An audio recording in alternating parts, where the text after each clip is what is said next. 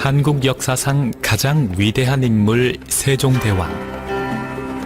정치, 경제, 문화, 군사는 물론 당시 조선을 동아시아 최고의 과학 강국으로 발전시킨 헤아릴 수 없는 업적.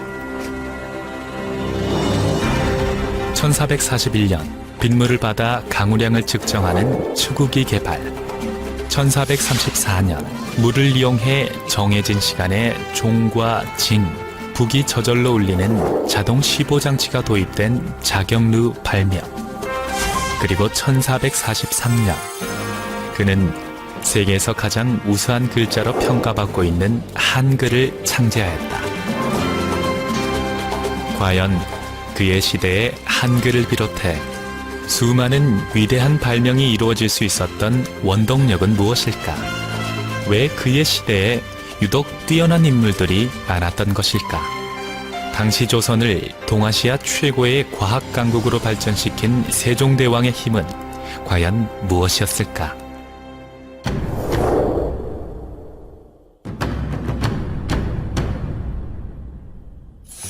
첫째, 세종대왕은 백성들의 고충을 헤아리고 그들에게 보다 나은 삶을 베풀기 위해 헌신했던 성군이었다.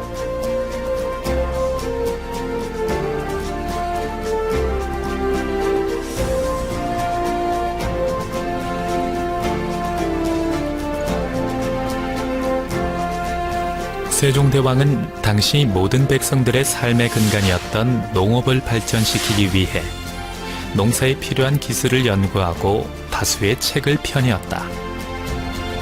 벼를 재배하는 획기적인 방법인 모내기와 강우량을 측정할 수 있는 추구기가 개발된 이유도 농업을 발전시켜 백성들의 삶을 윤택하게 하기 위함이었다.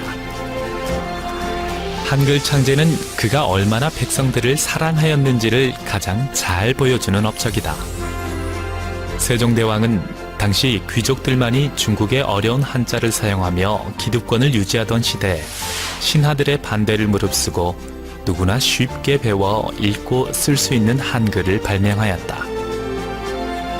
그것은 곧 무지한 백성들의 불편을 없애주어 보다 나은 삶을 살게 하기 위해서였다.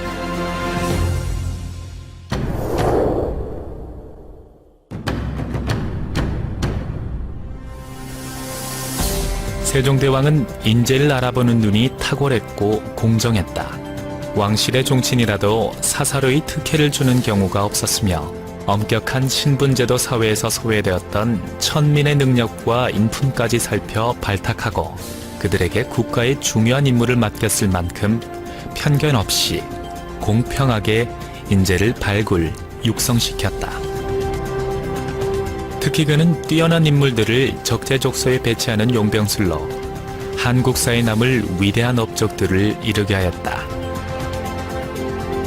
신하들의 반대에도 불구하고 천민 신분의 장영실의 재능을 알아본 세종은 그를 한국 과학사에 남을 최고의 과학자로 육성시켰다.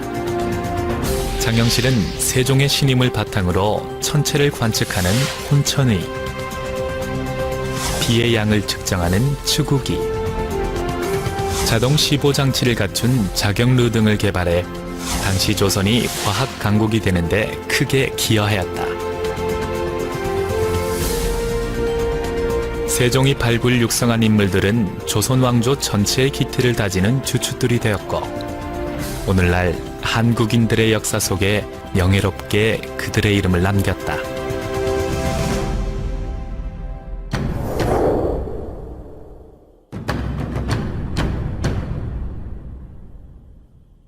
세종대왕은 특히 독서를 좋아해 당시 최고의 학자들과 어깨를 견줄 정도로 학문적 깊이가 뛰어난 선비이기도 하였다.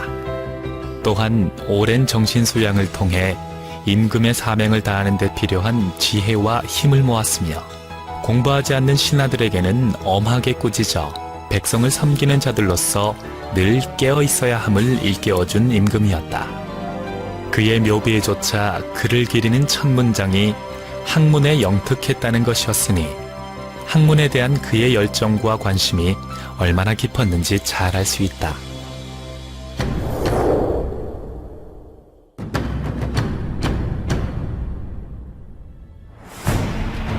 세종은 새벽마다 신하들을 불러 모아 토론을 즐겼다고 한다.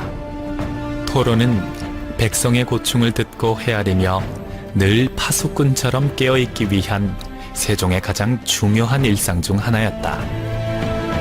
그리고 임금이 하늘이던 당시 사회에서 세종은 자신과 의견을 달리하거나 감히 쓴소리를 하는 신하라 할지라도 재능있고 신실한 신하를 아끼고 사랑할 줄 아는 임금이었다. 또한 절대 권력을 가진 왕이라고 해서 국정을 일방적으로 추진한 것이 아니라 늘 토론을 통해 결정을 내렸다. 세종은 역대 조선의 왕들 가운데 가장 많은 총 1800여 회의 학술 강연을 열었을 정도로 수많은 강연을 열었다. 한글을 반포할 때에도 신하들의 반대 상소를 일일이 읽어가며 논박하였을 만큼 반대 입장에 선 신하들의 의견 하나하나에 귀 기울이며 소홀히 하지 않았다. 한국인으로서 한국인을 가장 잘 이끌었던 한국 최고의 리더 세종대왕.